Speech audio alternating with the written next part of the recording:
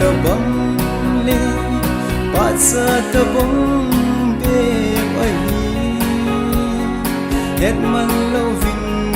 isa bangin alum bang si ahi chutin ki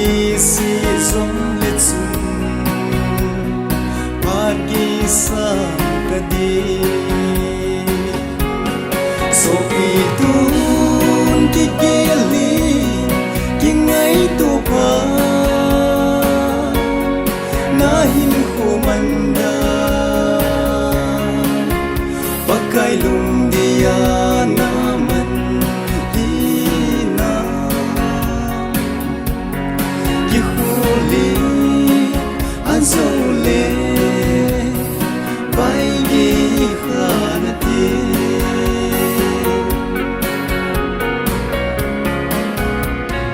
pakai nei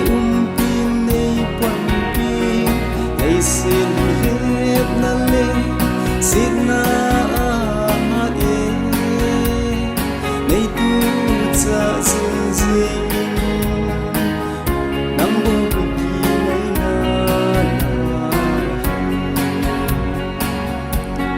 na va chai zing zing na ni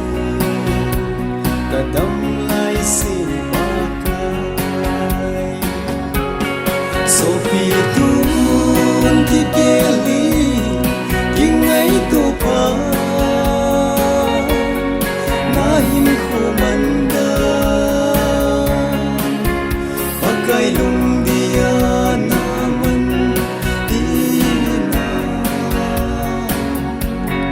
ki huli azole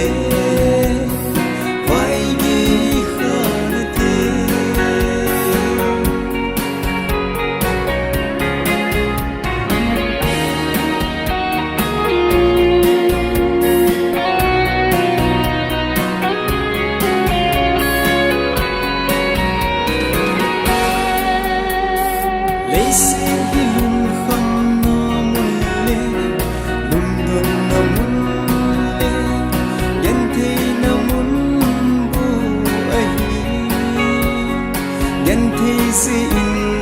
la si pahinga tao si na tao ti na thung ching jesu na pi te di so pi tun ki keli ki ngai to pa na hin khumanda pakai lung dia naman ina ki huli azole